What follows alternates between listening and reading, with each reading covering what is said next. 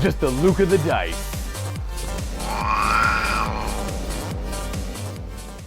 Hey there everyone, and welcome to another episode of Just the Luka the Dice. Today we play Age of Sigmar meeting engagements, and today I have the honor of playing James from, well, the Border City Boys from Windsor, Ontario. The Dirty W, as they like to call it. Dirty W, yeah. It's spread. The name spreads. The name gets around. Well, we got Hamilton, the armpit of Ontario, where I'm from, and then we got the Dirty W. It's all just like really industrial places, right? yeah. That's pretty much what we got going. I'm like Steel City, and then I don't know what's the mainstay in Windsor. It was automotive for a while. It was automotive. Yeah. All right. What is it now? Still automotive. Okay, but they maybe moved on. Yeah, they've moved on. Southern Ontario sometimes doesn't do so great. Like Welland's a good example too. Anyways, I digress. We're still here. We're still here. We are doing mini engagement, 1,000 points, Blades of Khorne versus Soulblight. We are, well, nothing crazy other than that, actually. This is James's first attempt at meeting engagement. This is like my 5th game. And I want to note that if any FAQs clash with our game, this was recorded before any General's Handbook 2019 FAQs were released. I get the sneaking suspicion because of Warhammer community posts saying that, oh, we're going to release an FAQ. Well, it hasn't happened yet. And remember that it hasn't come out yet. Please don't scrutinize me too bad. I said, let's get to the game. Let's take a look at the armies, and let's figure out what scenario we're playing. And if you want to come by like James and play some games with us here at the new MiniWarGaming bunker, go to miniwargaming.com/challenge, and Josh can set that up for you. Right.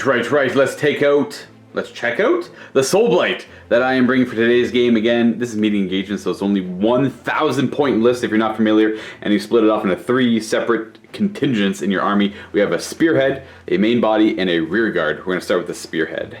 It is going to have a Vampire Lord, Winged Terra, leading it, though he won't be my general. And it's going to have a unit of 3 Vargeist. I am very happy that Games Workshop decided to include Vargeist as Soulblight battle line again, because I can, well, I guess technically if they weren't battle line, I could still run this in meeting engagement, but I could not play it in regular 2,000 point pitch battles anymore, as we only ever had 2 squads of 5 Blood Knights, who were the only battle line for Soulblight. But thank you again, Games Workshop. I did miss my Soulblight.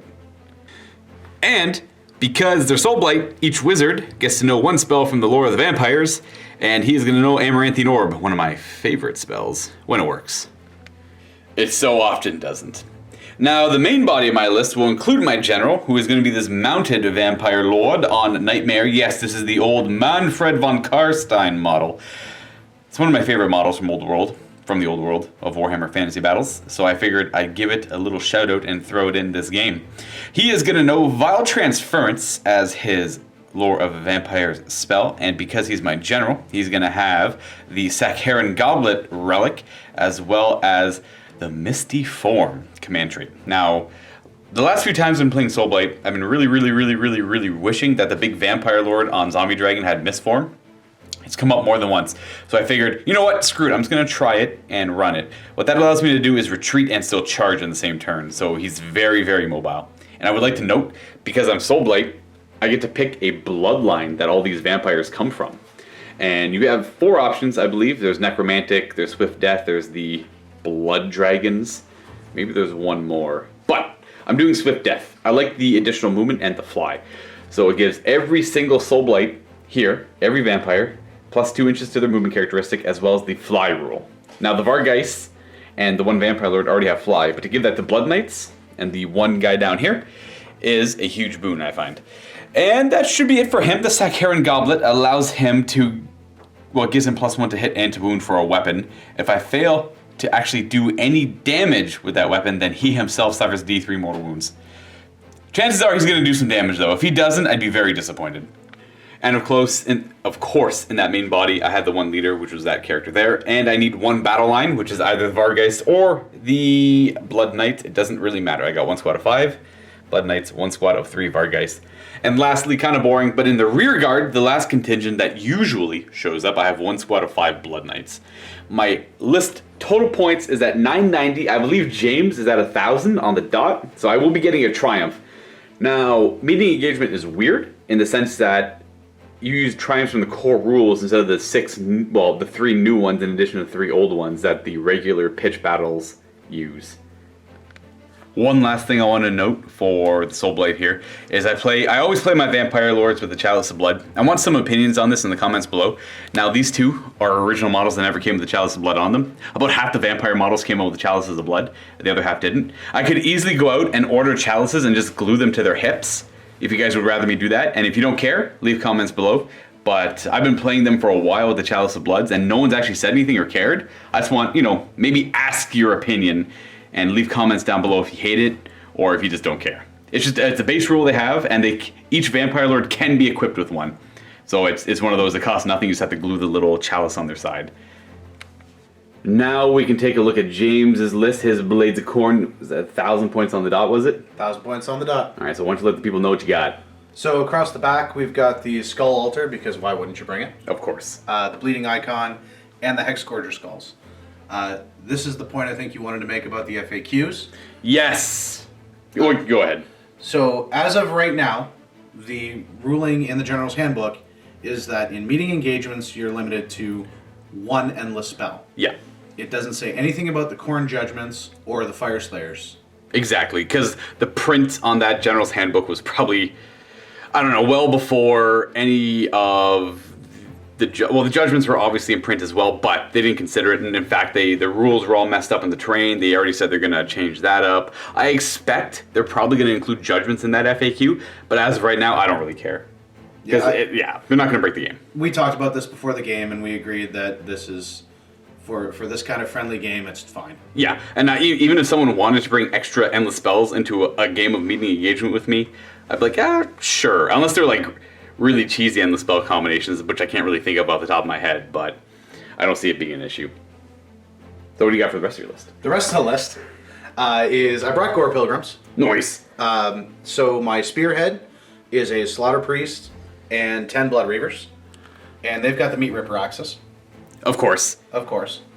The main body is another Slaughter Priest. The Banner, which I can't remember his name right now. Bloodsecrator. Big Portal of Skulls dude. Yeah. And 2 units of Blood Warriors. Only one unit has the Gore Fists. The other unit has Paired Axes. Gotcha. As they are Wizzawig. I am very jealous that you have newer Blood Warriors. I am stuck with the starter kit. That came out like 4 years ago. That's what happens when you start chasing tournament lists. Yeah. These guys are cool. And the Rear Guard, it's called the Rear Guard? It is.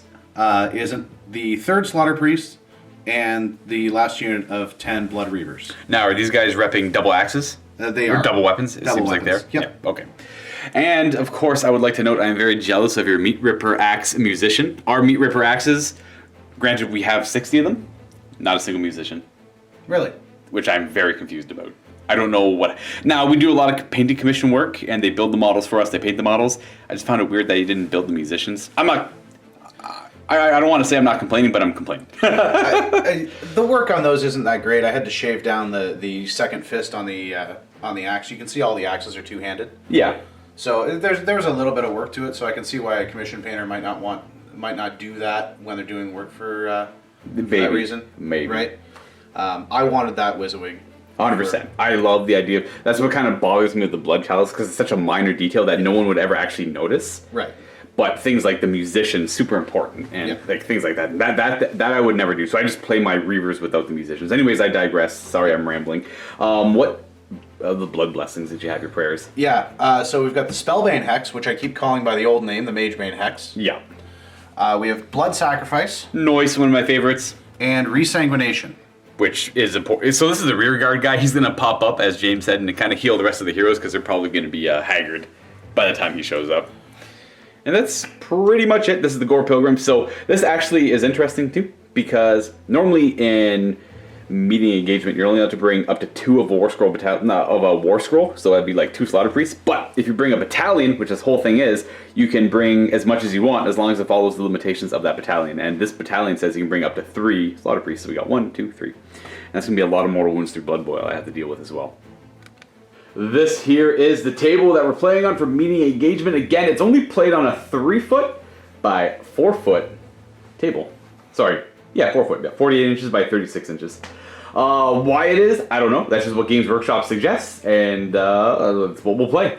So I took your advice, I read the comments, and they said we don't like to see that big black thing off on the side cutting off the table. We like to see a little bit of terrain scattered off and using the terrain to actually cut the line down the middle.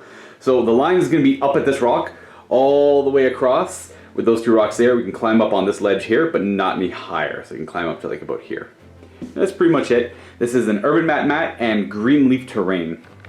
And I'm sorry about the little red mark on my hand. It's a burn from a pyrotechnics incident over the weekend. It was Canada Day, and I am a fool as always. Mission scenario, boom. There's 6 of them, and we got 1. Center ground. Okay, center ground it is then. That is center ground. Very basic. We have 1 objective in the center. We have James's territory over here, my territory over here. James is going to be deploying his first unit of the Spearhead. He's got 2 drops, I got 2 drops, so he'll be, well, figuring that out first. Or he'll be just dictating who goes first or second in this game. And it's very basic. You get 2 points at the end of the battle round. Whoever did the most wounds to models that were destroyed. And then 3 points if you hold the objective. Now, if neither case is made, if it's a tie on wounds killed in the end of the battle round, or if it's a tie on the objective, or if no one controls the objective, I should say, it's just worth 1 point. That's mostly for tournament play. Nothing, it won't really matter here if it's 1 point or 0 points. And I want to note that your contingents always arrive in this scenario on your board edge. So mine will arrive over here, James's will arrive over there. We're going to go ahead and set up our spearheads now. James's first contingent, his Spearhead, Meat Ripper Axe, Reavers, and a Slaughter Priest. This one knows Magebane Hex or Spell Eater? Spellbane Hex, yeah. Spellbane Hex. And then for my first Spearhead contingent, we have Vargeist and the Vampire Lord, Winged Terror, or Flying Nightmare. Or Flying Horror. There we go. And because I'm 10 points under, I get 1 Triumph. I can use once per game. And I got, of the D3, because in meeting engagement, you roll a D3 in the core rules, not the new 6, like I said earlier. That will be inspired, if I can remember it. Reroll failed hit rolls for a unit before I roll any dice for attacking. Alright, James, you get all the power. Who's going first? And it's the normal rules for AOS as well, where the priority changes every battle round. And you only score in the end of battle rounds in this game. You're going to go first. So I will be the one to go first then.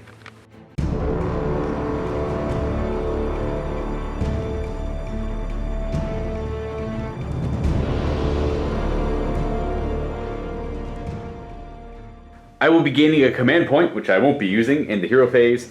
I'll cast Mystic Shield because why not? It goes off on a 6. I get it with a 7.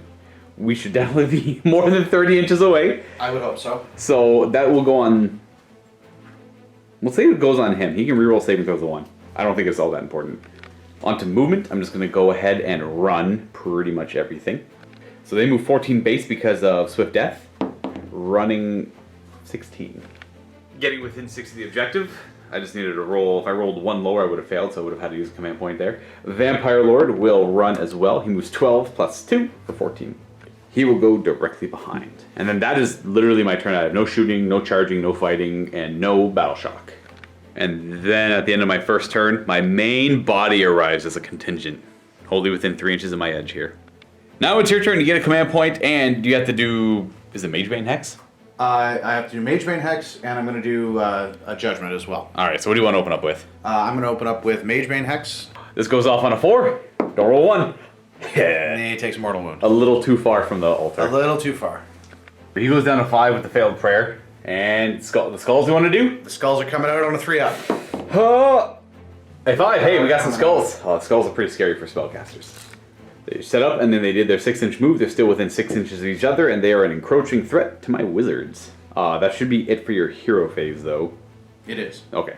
Oh, and I forgot to mention, you're the Gore Tide, right? Yeah, that's your slaughterhouse. So the relics and all that stuff. I might as well go over it now, actually.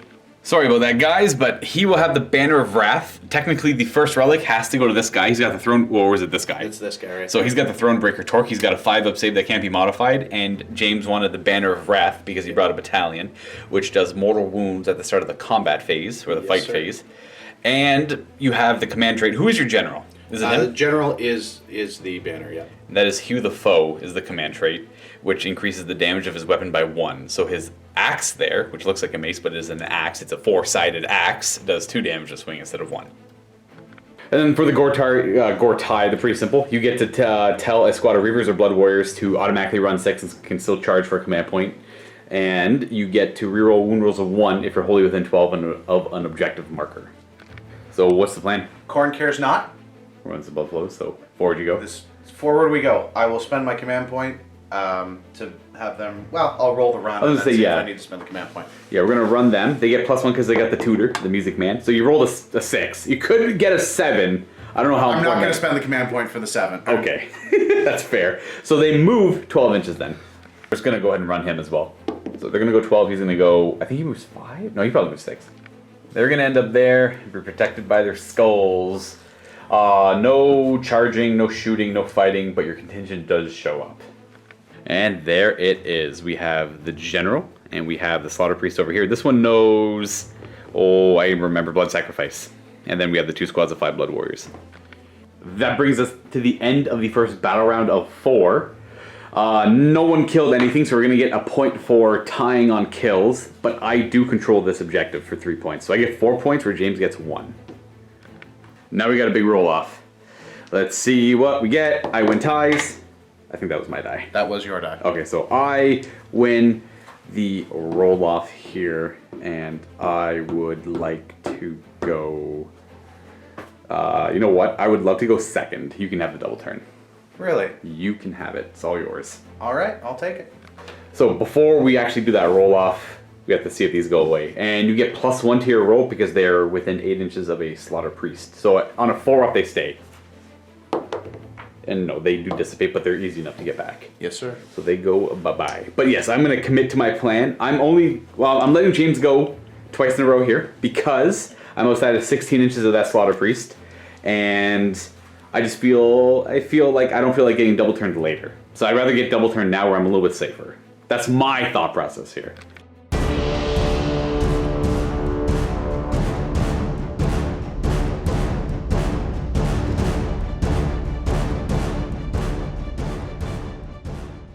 You get 3rd command point, and are you ready? I'm ready. All right, so what do you want to do for prayers right away? So first off, we are going to put up the Spellbane Hex. Right, try that again. Are we within 8? You are within 8, so you don't have to suffer that 1 again. Unless you roll it again. No. Just doesn't go off. That does fail to go off. And he can do Judgment as well as... He's too far away for his built-in prayers. Correct. Would he like to do a Judgment? Yeah, he's going to try to bring the skulls back up. Skulls! Yes, He skulls does. do get set up again. Set them up right here, and then move them over there. And then he's done for his prayers, but this guy back here could blood sacrifice if he wants to. Yeah, he's going to stab one of the Blood Warriors in front of him. 94 up. Oh, you can reroll, that's pretty bad. He does. He does. He can also do it to himself. I'm a fan of doing it to himself. I'll do it to the Blood Warrior. Alright, Blood Warrior. D3 mortal wounds to a Blood Warrior. 1 Blood Warrior is dead, but you get a blood type point. I do get a blood. He's going to throw the icon out as well. The bleeding icon, the Judgment of Khorne. On a 4-up. Yes. Gets it. The bleeding icon sets up and then moves forward. We have technically 3 Judgment models down, but 2 different Judgments down. And that's it for his prayers as well. That should be it for the hero phase. Starting with the Reavers on the movement, are we running them?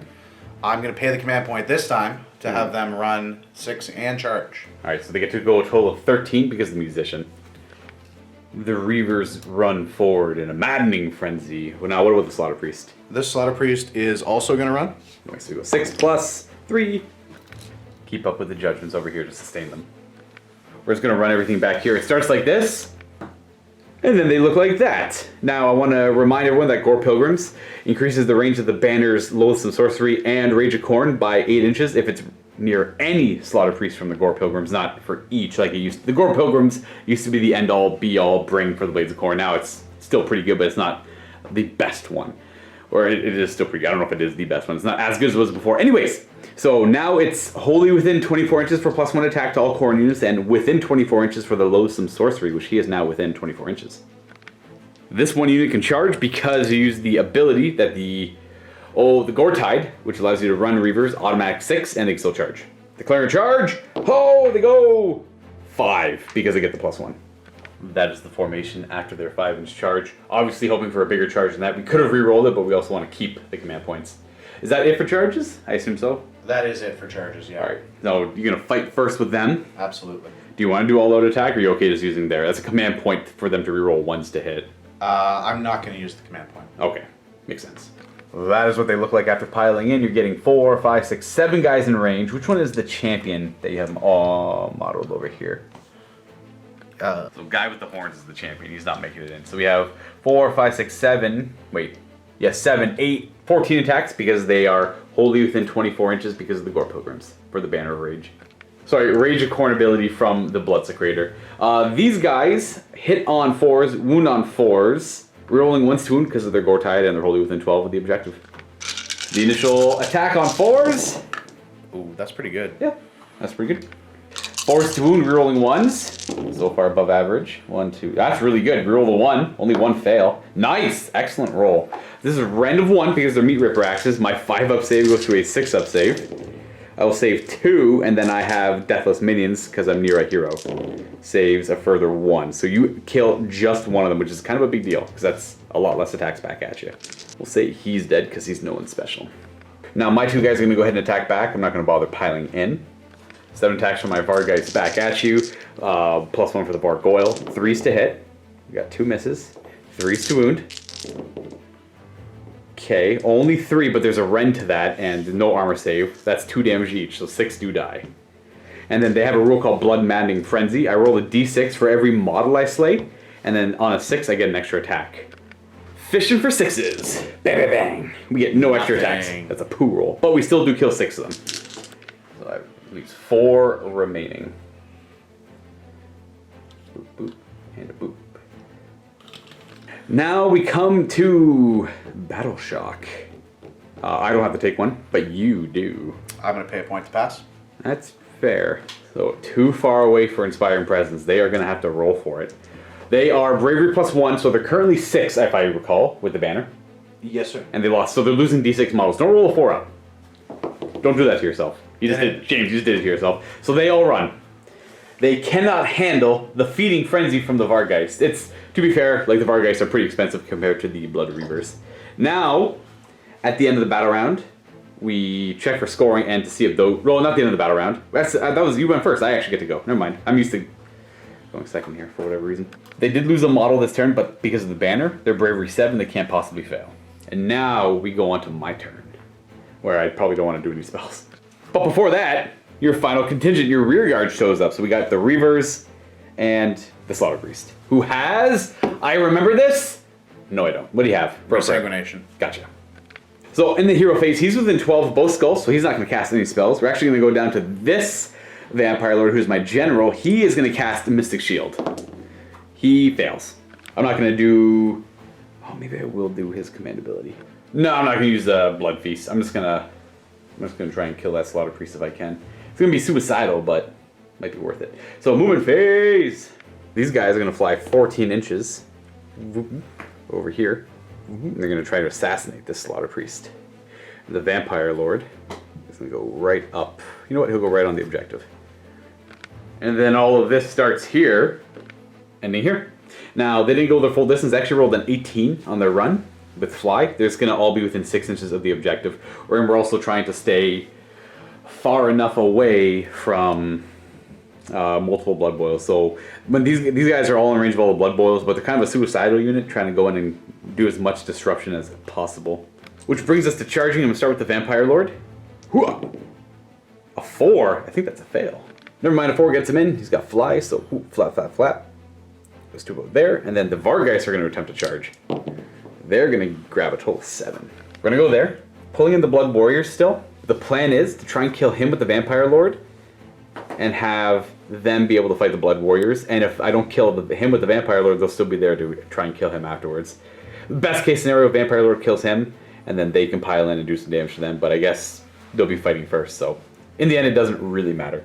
This is how they're going to end up. And am I going to be pulling this guy in as well?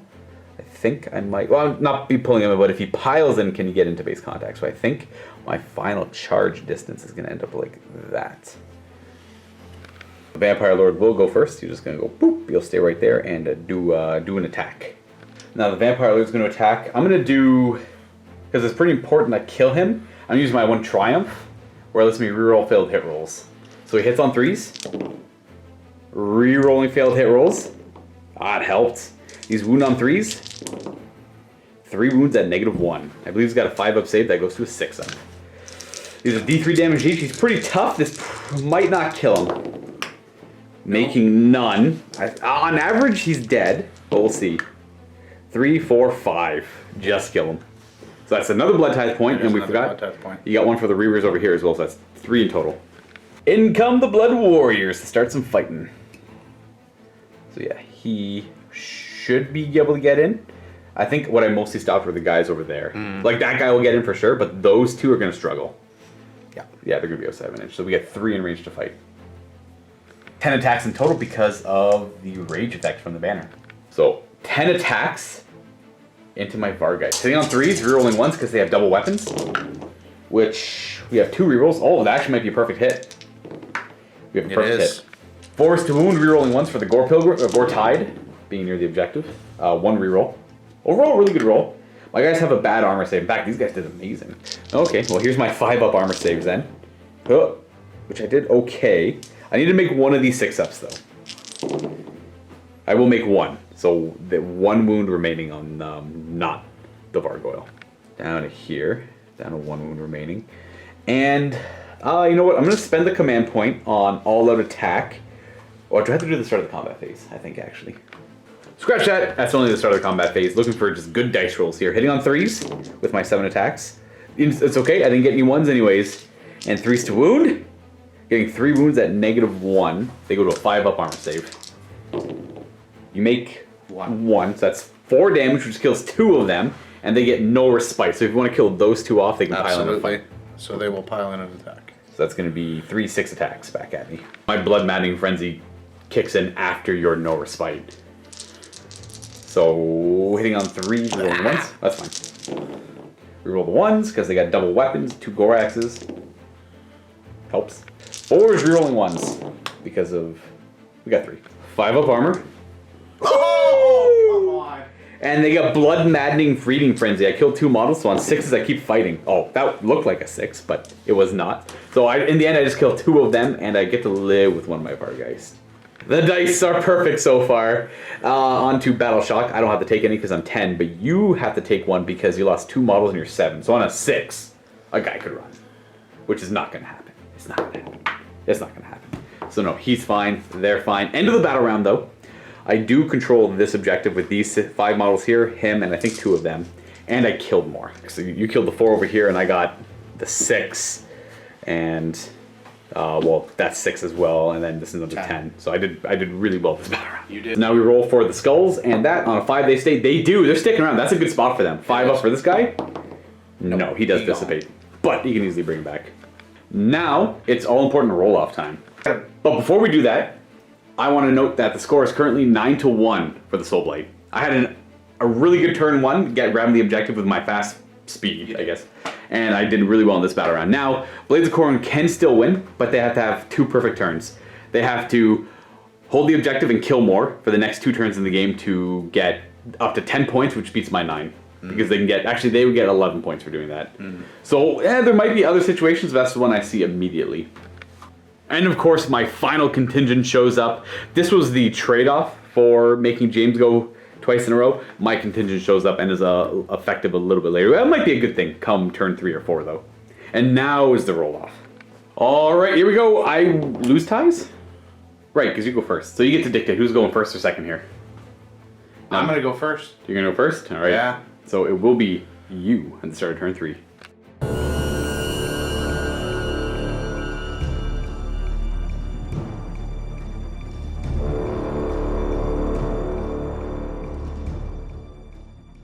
Prayer time.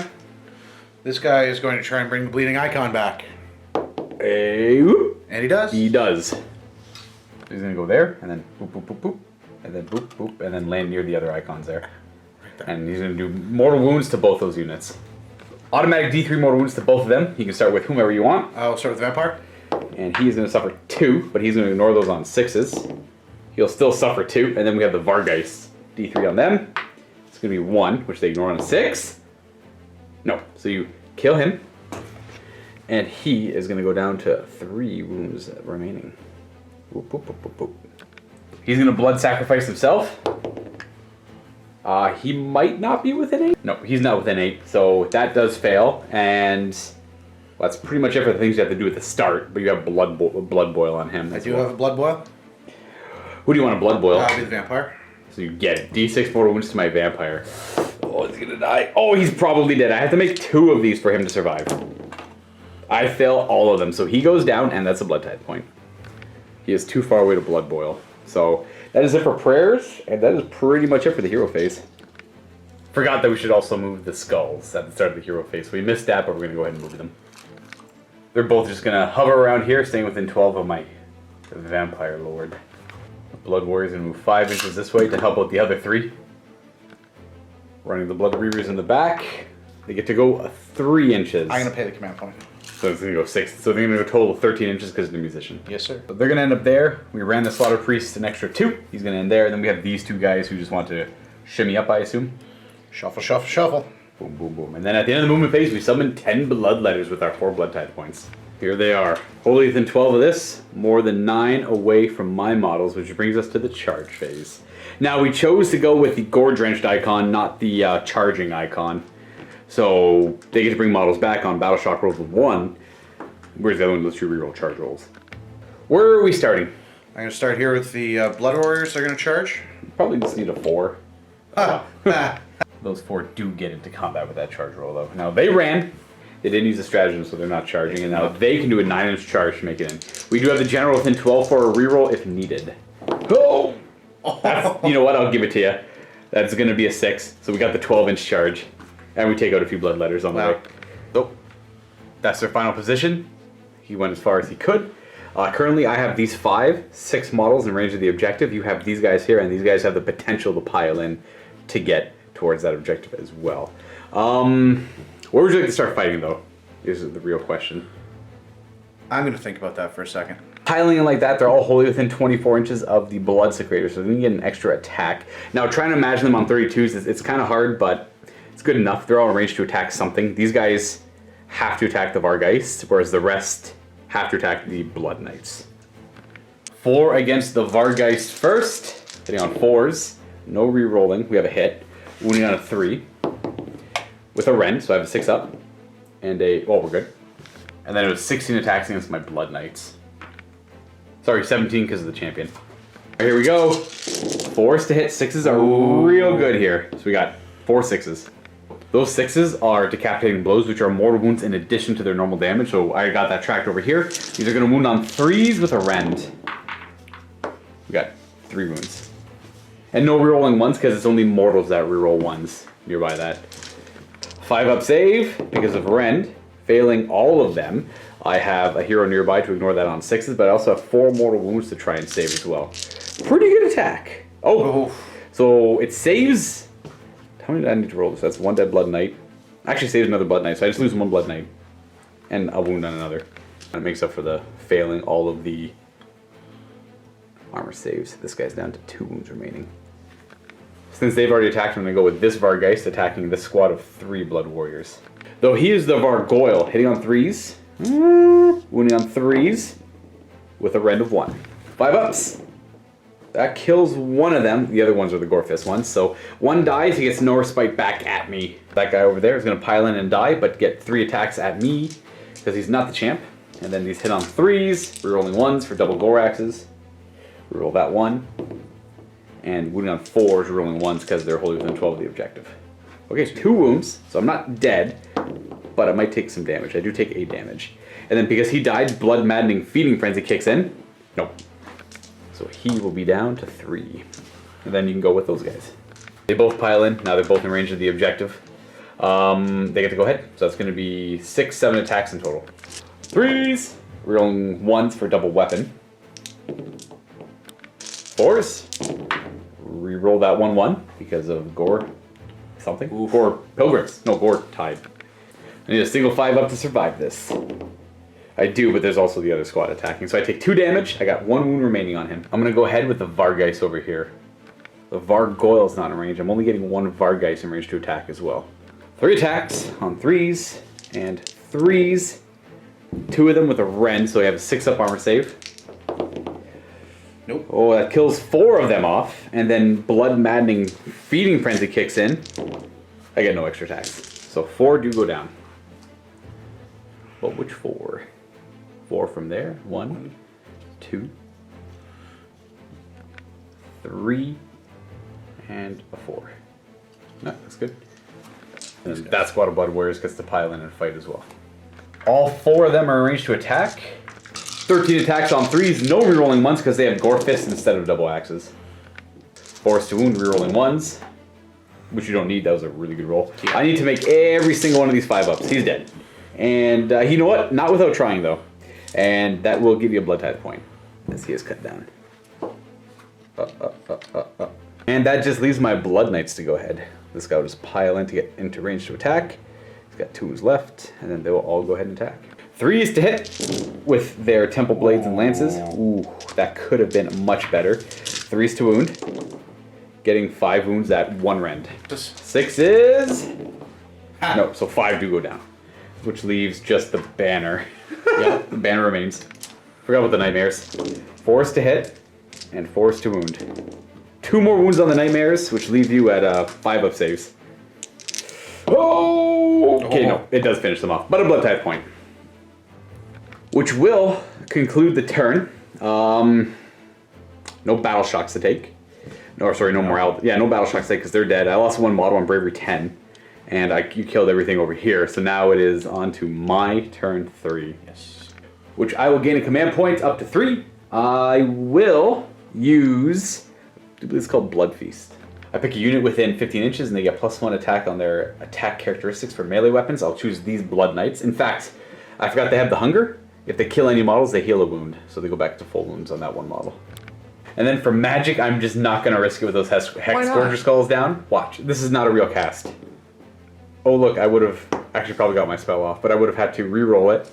I would have failed. Yeah. So the only reason I'm not doing it is because it's too risky. If I roll an 8 unmodified, he would have taken d6 mortal wounds and forgot whatever spell he cast. He's the only wizard nearby, but still. I can't afford him just randomly dying to nothing important. So the spells aren't that critical. This is going to be a hard-hitting Soulblight turn. That's the plan. And important to note is at the end of James's turn, I still controlled the objective because he had these 2 models in range, whereas I had these 4. They broke free, went forward, no one ran. They're hanging back a wee bit. They're going to need a longer charge to kind of get mixed in with the Blood Warriors over there. And then running the Blood Knights in the back, an additional 6 for an 18-inch run. They'll end there, they won't be charging, but the rest of my stuff will be charging. We're going to start by charging these Blood Knights here. They will have fly, so remember that, because they're swift death. They're going to charge a 7. I was thinking about going a little deeper, but I'm not going to bother. We're going to charge the Vargheist. I should have done them first, because I was going to charge the Warriors with them. I'm like, there's no room for them to fit. So hopefully the Vargheist get a pretty high charge. They get a 9.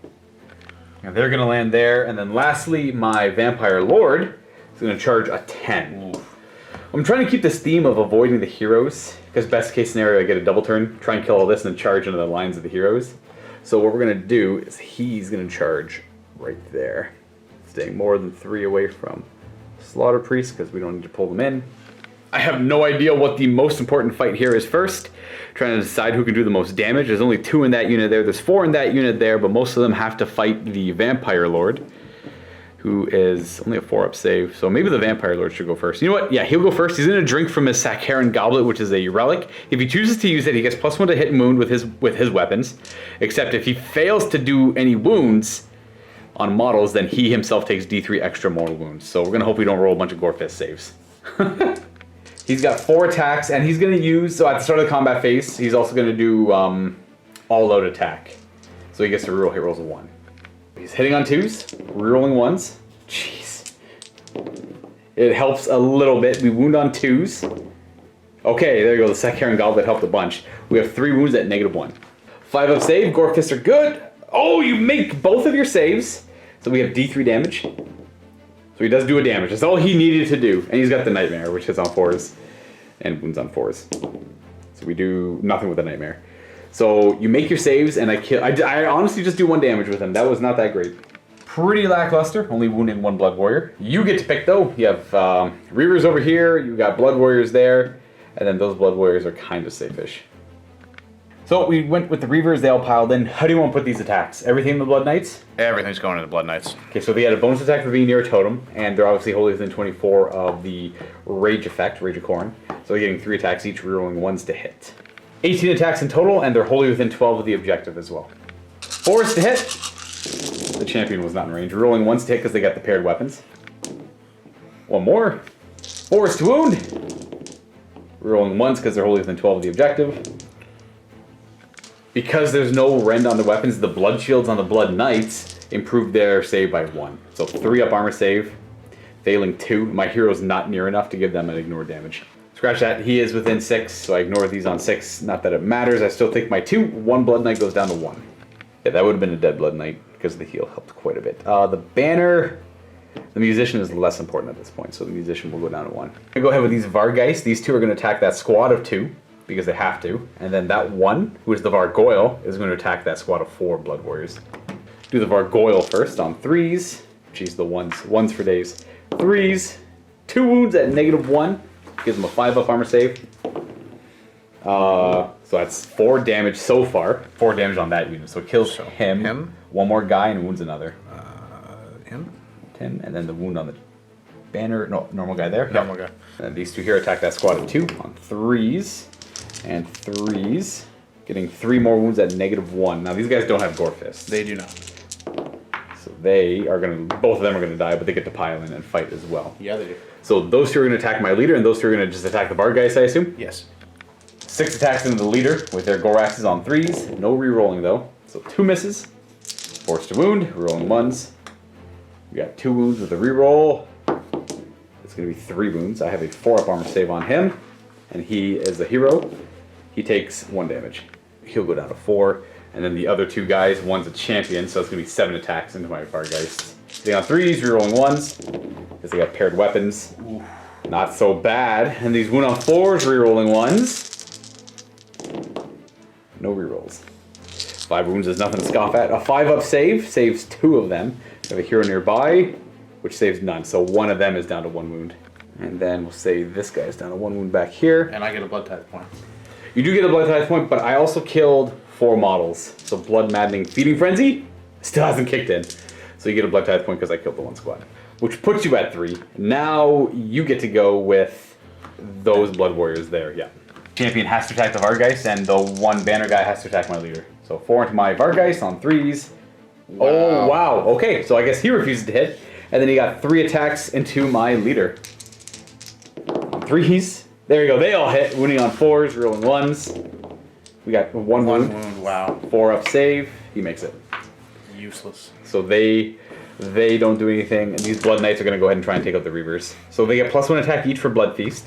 So they're 4, 8, 12, 16, 17 attacks. 3s to hit.